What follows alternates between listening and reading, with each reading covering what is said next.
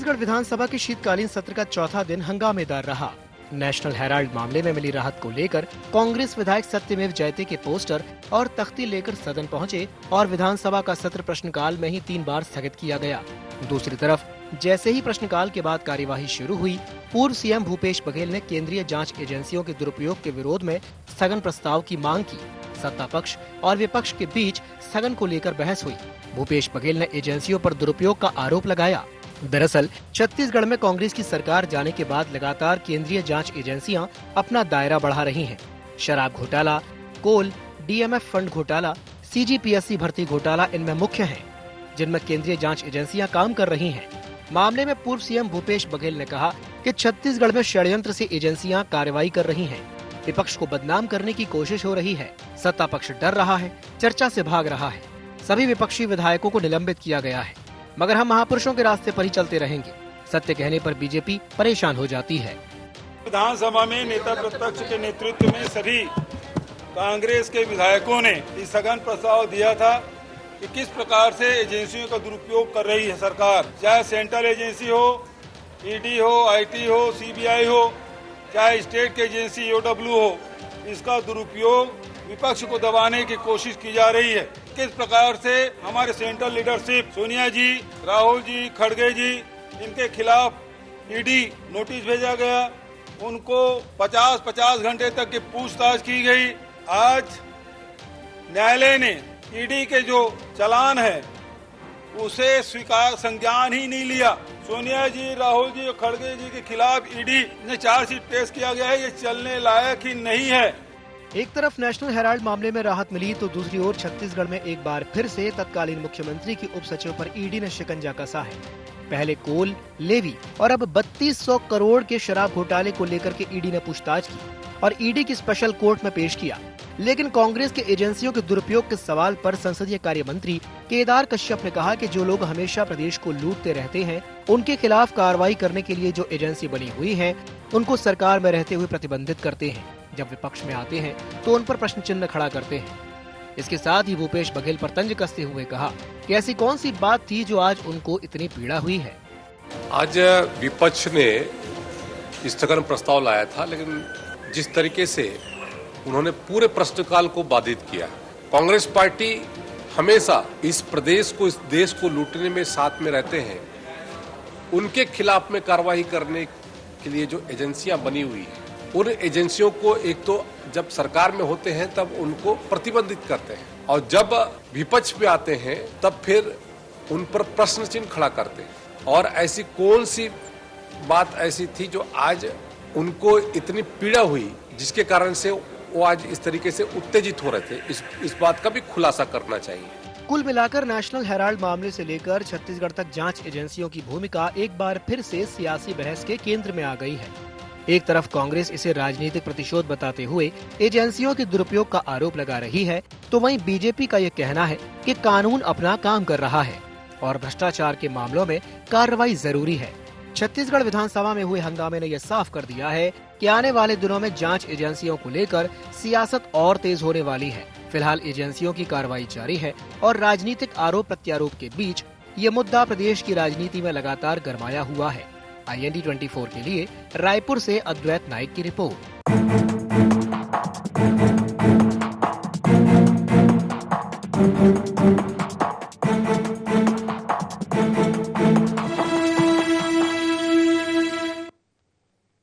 नमस्कार, जय जोहार, गुहार। छत्तीसगढ़ में आप सभी का स्वागत है। मैं हूं आपके साथ दिव्यांशु जोशी। तो जांच पर सवाल, जी हां, देश भर में एक बार फिर से केंद्रीय जांच एजेंसियों के कथित दुरुपयोग का मुद्दा गर्मा गया है। एक और नेशनल हेराल्ड मामले में सोनिया गांधी और राहुल गांधी के खिलाफ चार्जशीट खारिज होने को लेकर के ईडी इसे तात्कालिक झटका मान रही है, तो वहीं दूसरी ओर छत्तीसगढ़ में भी जांच एजेंसियों के दुरुपयोग के आरोप सियासी तूफान के रूप ले चुके हैं।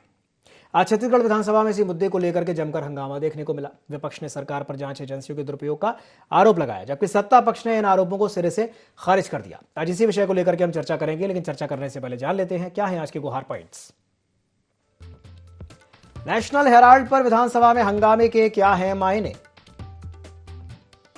जांच एजेंसियों पर सवाल उठाना कितना जायज? बीजेपी क्यों लगा रही कांग्रेस पर कार्यवाही बाधित करने के आरोप? जांच एजेंसियों को लेकर विपक्ष के आरोपों में कितना दम। तो चलिए इन्हीं कुछ बिंदुओं को लेकर के चर्चा को विस्तार देते हैं। कुछ खास मेहमान हमारे साथ चर्चा में शामिल हो रहे हैं। हमारे साथ चर्चा में जुड़ रहे हैं अभिमन्यु मिश्रा जो कि कांग्रेस प्रवक्ता हैं, साथ ही साथ हमारे साथ जुड़ रहे हैं गंधर्व देवेंद्र पांडे जो कि बीजेपी प्रवक्ता हैं, और हमारे साथ जुड़ेंगे के शर्मा जी जो कि वरिष्ठ पत्रकार हैं। तीनों मेहमानों का बहुत बहुत स्वागत है IND24 में। सबसे पहले मैं शुरुआत करना चाहूंगा गंधर्व देवेंद्र पांडे जी से। पांडे जी, अभी आपने देखा ही होगा पूर्व सीएम भूपेश बघेल जो बात कह रहे हैं, जो पहले से ही कहते आए हैं कि सत्ता पक्ष के 3 भाई ED, IT, CBI, क्या कहेंगे इस पर? देखिए, सर्वप्रथम आपको नमस्कार, साथी पैनलिस्टों को नमस्कार, आपके सभी दर्शकों को मेरा सादर नमस्कार।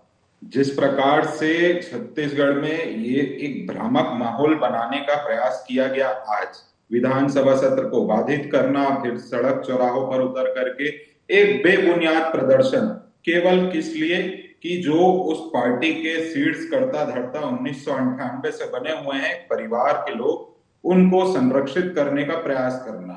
अब इस आदेश को कैसे गुमराह करके प्रस्तुत किया जाए? जो मुख्य चार्जशीट आयकर विभाग ने, ED ने पहले लगाई थी, ये खारिज नहीं हुआ। जो खारिज हुआ है उसमें जो एक्स्ट्रा चीजों की मांग की गई थी कि इनकी गिरफ्तारी की जाए, उसमें और डिटेल में इन डेप्थ एनालिसिस किया जाए, वो सारी चीजों को कोर्ट ने लेकर के अभी खारिज किया है। और निश्चित तौर पे इस पे मुझे लगता है ED आने वाले समय में पुनर्विचार याचिका दायर करेगी, क्योंकि ये मामला बहुत बड़े 2000 करोड़ के लगभग के संपत्ति के भ्रष्टाचार से जुड़ा हुआ है, और इसमें हमारे स्वतंत्रता संग्राम सेनानी का भी कुछ हिस्सा जब नेशनल हेराल्ड की बात करते हैं तो वहां तक के बात जाती है, तो बहुत ही गंभीर विषय है। जी पांडे जी, अक्सर देखिए जांच एजेंसियों के दुरुपयोग के आरोप लगते रहते हैं कि भाई ये इन एजेंसियों का दुरुपयोग किया जा रहा है, जानबूझ करके जो है परेशान किया जाता है, क्या कहेंगे इस पर? देखिए, जांच एजेंसियों को पूर्णतः स्वतंत्रता है, किसी प्रकार से कोई दुरुपयोग नहीं है। जहां इनको सत्ता प्राप्त होती है वहां मनी स्पिनर भ्रष्टाचारी योजनाओं का निर्माण होता है, चहुमुखी बंदरबाट लूट होती है, तो जांच एजेंसियां कार्रवाई करती हैं। उसी का परिणाम है कि इनके पूर्व मंत्री आज जेल में हैं, इनके एक पूर्व महापौर हैं, उनके सगे भाई जेल में हैं। तो ये सारी चीजें प्रमाणित है। हमारे समय में भी जब हम विपक्ष में थे तो CBI ने अमित शाह जी पर, मोदी जी पर और बहुत सारे लोगों पर विभिन्न कार्रवाई की, पर सभी क्लीन चिट लेकर के उसमें बाहर आते हैं। इस प्रकार से कहीं पर भी हल्ला करने का या एक ढकोसला परोसने का कार्य नहीं किया जाता।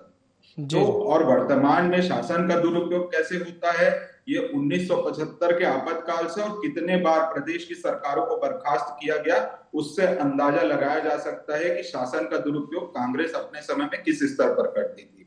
अभी वर्तमान में लोकतंत्र को मजबूत रखते हुए जो जांच एजेंसियां वह अपना काम कर रही हैं। चलिए ठीक है, हमारे साथ के शर्मा जी भी जुड़े हुए हैं फोन लाइन पर, उनसे भी मैं एक सवाल करना चाहूंगा। शर्मा जी, ये जो रस्साकशी बार बार देखने को मिलती है, बार बार ये कहा जाता है कि भाई जांच एजेंसियों का दुरुपयोग हो रहा है और षड्यंत्र की नीयत से चीज़ें हो रही हैं, काम किया जा रहा है, तो आपको क्या लगता है कि ये जो इस तरह के सवाल उठ रहे हैं जांच एजेंसियों पर, कितना जायज़ है ये?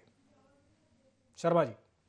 देखिए दिव्यांशु जी, जनता की दृष्टि से देखें तो जांच एजेंसियों पर विश्वास के अतिरिक्त और कोई चारा नहीं है, क्योंकि तथ्यों के आधार पर जांच में जो सबूत या गवाहों के माध्यम से जो जानकारी मिलती है उसके आधार पर केस आगे बढ़ता है।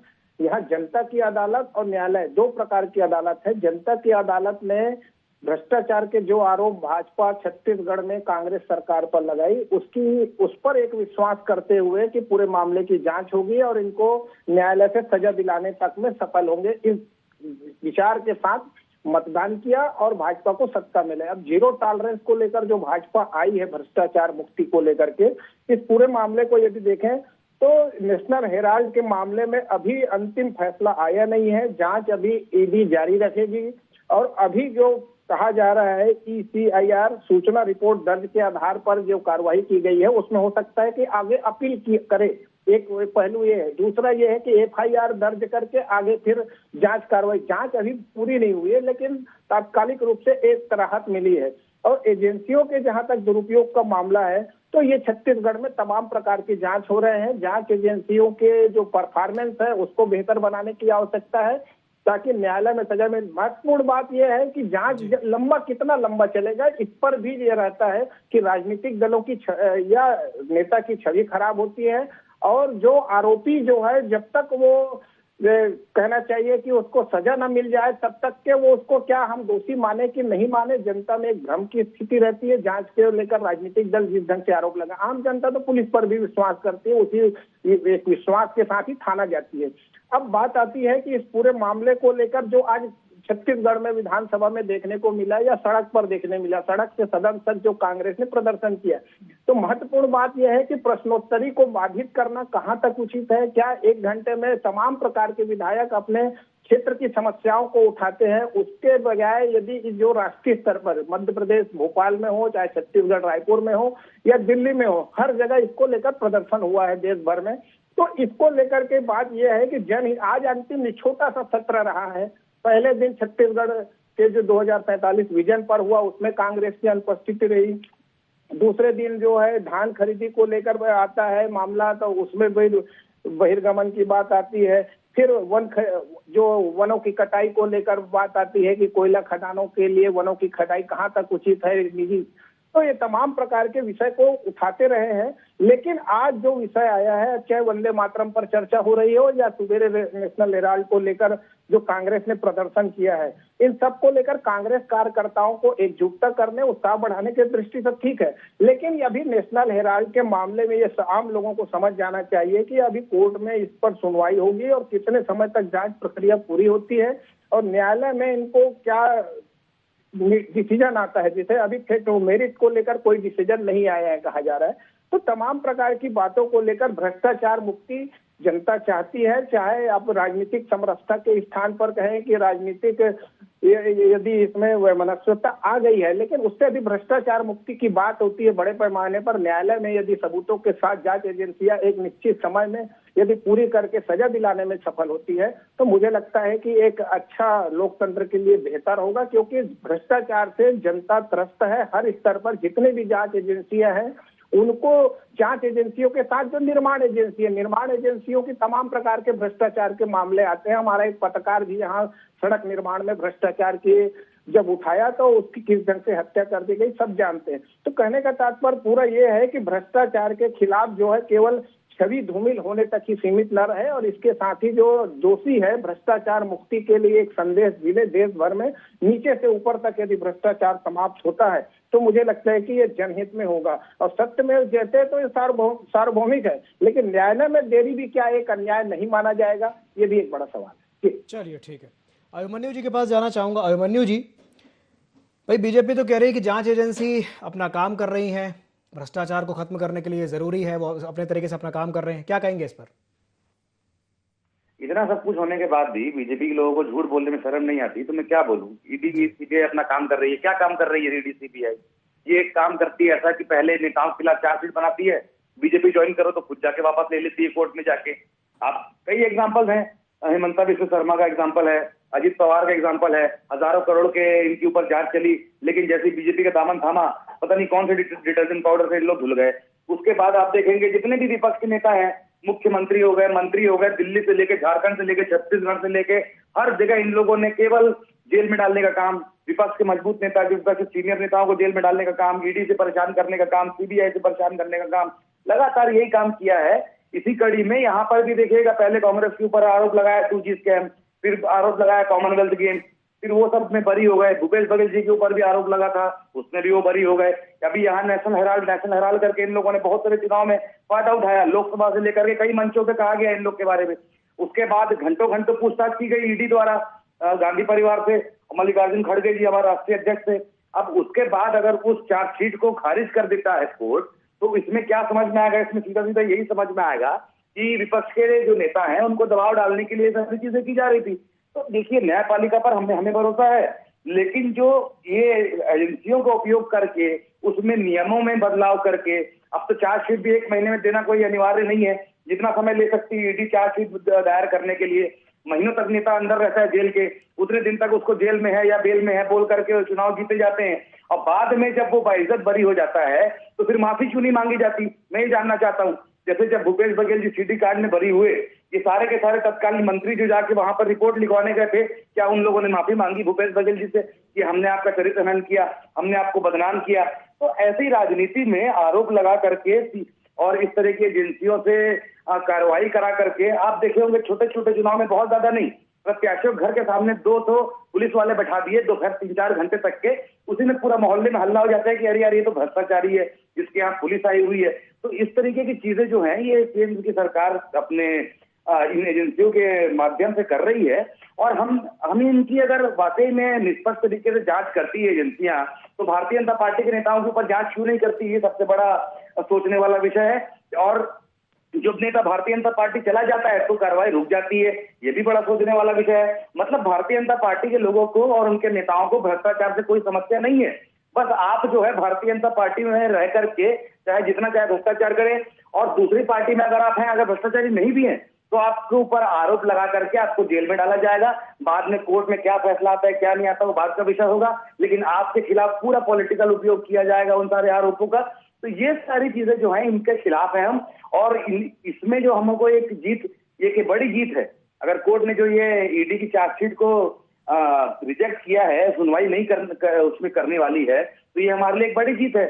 इसीलिए तो सत्यमेव जयते के जो प्लकार्ड लेकर के वहां पर हमारे विधायक आए हुए थे और जो अपना विरोध प्रदर्शन भी किया गया, क्योंकि एक देखिए, एक पूरे देश भर में विपक्ष की आवाज को दबाने की एक कोशिश है, और इसके खिलाफ कांग्रेस पार्टी भी है, और बाकी पार्टियों के भी नेता जो है जेल गए हैं, उनको एक तरह से नेतृत्व कांग्रेस पार्टी दे रही है, इनके खिलाफ लड़ रही है कांग्रेस पार्टी। जैसा कि राहुल गांधी जी ने उस समय भी कहा था, जब उनसे 55 घंटे पूछताछ करी गई थी, तो उन्होंने कहा था कि हम डरने वाले नहीं है, ना ही मोदी जी से डरने वाले, ना अमित शाह जी से डरने वाले हैं। जितना चाहे ये ईडी सीबीआई चाहे जितना भी उपयोग करने, हम अहिंसा और हम सत्य के मार्ग पे जाकर के इनको हराएंगे। जी चलिए ठीक है, पांडे जी से रिएक्शन लेना चाहूंगा, क्या कहेंगे पांडे जी मिश्रा जी की बात पर?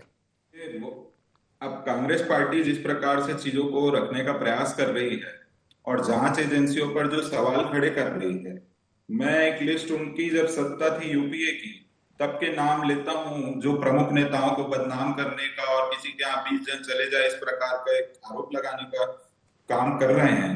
तो अमित शाह जी के ऊपर सीबीआई से केस हुआ, नरेंद्र मोदी जी को एसआईटी के तहत एससी मॉनिटर किया गया, फिर लाल कृष्ण आडवाणी जी के ऊपर सीबीआई, मुरली मनोहर जोशी जी के ऊपर सीबीआई, उमा भारती जी के ऊपर सीबीआई, नितिन गडकरी जी के ऊपर इनकम टैक्स और ईडी, बीएस येदियुरप्पा जी के ऊपर सीबीआई, लोकायुक्त अरुण जेटली जी के ऊपर सीबीआई, रविशंकर प्रसाद जी के ऊपर इनकम टैक्स। तो ये सारी जो कृत्य हैं, कांग्रेस खुद अपने कृत्यों को आधार बना करके अगर दूसरे के ऊपर आरोप मढ़ने का काम करेगी तो उससे कुछ सिद्ध नहीं होता। आज भूपेश बघेल जी के सुपुत्र खुद जेल में हैं और उसमें न्यायालय ने उनको न्यायिक हिरासत में भेजा है, तो उसका ये बात नहीं करेंगे। यहाँ कवासी लखमा जी के पूर्व मंत्री छत्तीसगढ़ प्रदेश की अगर बात करें तो जेल में है। जो इन्होंने आबाकारी मंत्री बनाया था, जो शराब घोटाला हुआ, उसमें सौम्या चौरसिया जी के ऊपर भी कल गिरफ्तार होकर आज फिर वापस जेल जाना पड़ गया। तो इस प्रकार से छत्तीसगढ़ की जनता और देश की जनता भली भांति जानती है कि कौन बंदरबाड़ भ्रष्टाचार करता है। और आज जिस मामले की बात कर रहे हैं केवल एक भ्रष्टाचार का मामला नहीं है। नेशनल हेराल्ड 1938 में स्थापित हुआ था, जब देश में स्वतंत्रता संग्राम चल रहा था। 5000 से 6000 स्वतंत्रता संग्राम सेनानियों ने मिल करके इसमें अपना योगदान दिया था। बाद में जा करके उसे परिवर्तित किया जाता है और 2010 में उसमें 90 करोड़ का कर्जा है बोल करके मात्र 50 लाख में यंग इंडिया लिमिटेड नाम से कंपनी, जिसकी 76% हिस्सेदारी सोनिया गांधी और राहुल गांधी के पास है, उनको सौंप दी जाती है, जिस कंपनी की संपत्ति 2000 करोड़ की है। ये बातों से स्पष्ट होता है। वो एक एनजीओ है, ताजुब की बात ये है वो एनजीओ में रजिस्टर्ड है। ऐसा नहीं है कि किसी की व्यक्तिगत प्रॉपर्टी है, मेरी प्राइवेट प्रॉपर्टी है, मैंने किसी और को दे दी। एक एनजीओ को दूसरे को सौंप दिया जाए। तो इस प्रकार की चीजें जनता स्पष्ट समझ रही है। हाँ, ये है कोर्ट ने अभी गिरफ्तारी और बाकी चीजों के लिए ईडीआई को रोका है, पर निश्चित तौर पे इसमें पुनर्विचार या दूसरे माध्यमों से किस प्रकार से न्याय संगत चीजें हो सके उस पे आगे कार्रवाई ईडी करने के लिए स्वतंत्र है। और हम पूरे देश की जनता के साथ यही मांग करेंगे कि स्वतंत्रता से जांच हो और जो भी हमारे देश के स्वतंत्रता संग्राम से रिलेटेड जो भी संपत्तियां हैं वो संरक्षित रहें, किसी भ्रष्टाचार की भेंट ना चढ़े। चलिए ठीक है मिश्रा जी, मैं आपके पास आऊंगा, लेकिन उससे पहले हमारे साथ शर्मा जी भी जुड़े हुए हैं, के शर्मा जी, उनसे एक रिएक्शन चाहूंगा। शर्मा जी, मैं उम्मीद करता हूं कि आपने पांडे जी की बात सुनी होगी। मैं चाहूंगा कि अपनी एक टिप्पणी दें, उसके बाद फिर मिश्रा जी के पास जाएंगे। शर्मा जी। देखिए, इसमें जो न्यायिक अभिरक्षा में है उनको यदि आरोपी को यदि और सजा याफ्ता में इसमें अंतर को समझना होगा। जो बातें अभी आ रही है कि और जो जांच एजेंसियां हैं उस पर एक जनता का विश्वास बना हुआ है और इसीलिए जो तथ्य आ रहे हैं उसके आधार पर जनता तय कर रही है कि अभी भी कि जो जो तथ्य आ रहे हैं वो क्या सही है। राहुल गांधी या सोनिया गांधी को जो 38% का शेयर हुआ उसको क्या हुआ, और जब 71 साल तक ये जो चलता है एजेआई का, जो तीनों में नेशनल हेराल्ड की बात करें, नवजीवन की बात करें या कौमी आवाज की बात करें, तो ये क्यों 2008 में इतने 90 करोड़ रुपए के माइनस में चले जाती है। इतने करोड़ों की संपत्ति रहते हुए कांग्रेस को उसको सहयोग करना पड़ता है और तमाम प्रकार की इस पूरे मामले में जांच आ रही है। अभी न्यायालय का इंतजार है, लेकिन निश्चित रूप से कांग्रेस इसको तात्कालिक रूप से कांग्रेस को तो राहत मिली है, जिसको लेकर के देश भर में एक बताने की कोशिश की गई है कि अभी जो है जो केंद्रीय एजेंसियों का दुरुपयोग हो रहा है। जैसे छत्तीसगढ़ की बात हो रही है, आज ही छत्तीसगढ़ में शराब घोटाले मामले में सौम्या चौरसिया को की जो कहना चाहिए कि ईडी ने उसको रिमांड में ले लिया है और उससे 3 दिन तक पूछताछ होगी। अब इस पूरे मामले को लेकर जांच प्रक्रिया कितनी लंबी चलेगी ये भी एक बात रहता है, क्योंकि राजनीति में जन छवि एक महत्वपूर्ण रहता है और जन छवि के आधार पर जनता एक फैसला सुनाती जनता की अदालत में चुनाव के समय। अभी तो खैर 2028 समय है, लेकिन इस बीच में क्या जांच को पूरा करके इस ढंग से जो आरोप जो लग रहा है, जो जांच को पूरा करके एजेंसियों पर एक विश्वसनीयता का कहीं ना कहीं संकट खड़ा करने की बात आ रही है, इसको लेकर के लगता है कि जांच कंप्लीट करके न्यायालय में जल्दी से इसको सुनवाई इस ढंग से हो कि उस पर निर्णय आए, तो मुझे लगता है कि ये बेहतर होगा। और राजनेता ही कोई भी हो, आम जनता की सभी के लिए एक न्याय की एक उम्मीद रहती है। जैसे मैंने कहा कि न्याय में देरी अन्याय है, इसको लेकर के और विधानसभा में जो कुछ है मुझे लगता है छोटे सत्र में जनहित के विषयों पर भी ध्यान देना चाहिए। राजनीति और जनता के बीच संदेश देने के लिए आपके पास कल भी समय है और पूरे देश में इस विषय को लेकर के आपने उठाया, जनता के बीच आपके विचार तो गए हैं, लेकिन तमाम प्रकार की बातें जो आ रही है, चाहे छत्तीसगढ़ में तमाम भ्रष्टाचार के विषयों पर जांच हो रही है, इन जांच को लेकर एक के बाद दूसरी एजेंसी उनको गिरफ्तार करती है, कई जांच की बात आ रही है, उन सबको लेकर के जनता इंतजार कर रही है कि जांच एजेंसियां क्या सबूत लाती है। और क्योंकि आंकड़े हैं और राजस्व का जो नुकसान हुआ है क्या वो वापस खजाने में आ सकता है, क्या किस ढंग से कितनी राशि आती है, ये तमाम प्रकार की बातें हैं। लेकिन भ्रष्टाचार देश का एक बड़ा विषय है और जनता इससे त्रस्त है, इसलिए लगता है कि जनता भी चाहती है कि भ्रष्टाचार के विषय पर एक निष्पक्ष जांच हो और दोषी को सजा मिले, चाहे वो किसी भी स्तर का हो। जी चलिए ठीक है, मिश्रा जी। देखिए, जो टेक्निकल बातें कर रहे थे उसके बारे में, नेशनल हेराल्ड केस के बारे में, तो नेशनल हेराल्ड केस जो न्यूज पेपर थे उसके संस्थापक स्वयं जवाहरलाल नेहरू थे और कांग्रेस की विचारधारा से जुड़ा हुआ ही माना जाता था वो पेपर।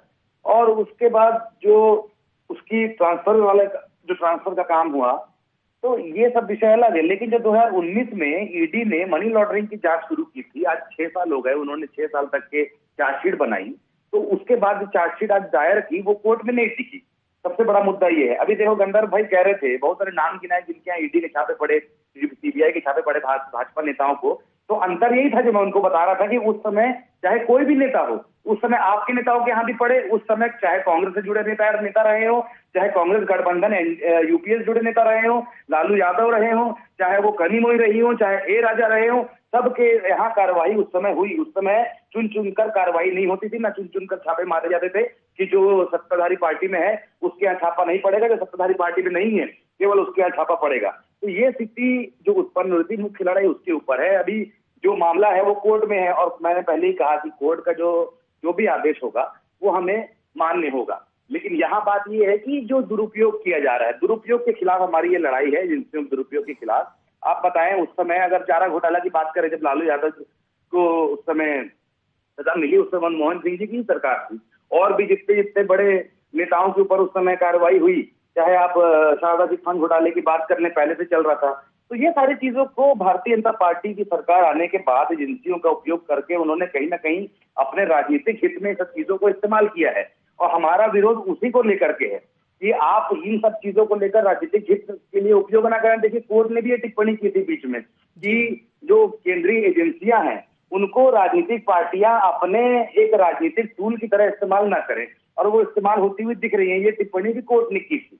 तो ये सारी चीजों की जो हमारी लड़ाई है और भारतीय जनता पार्टी के लोग या प्रवक्ता इनको इस बातों को नहीं मानेंगे, लेकिन स्पष्ट दिख रहा है। आप ये, मैंने अभी भी सवाल का जवाब मैं इंतजार करता हूं।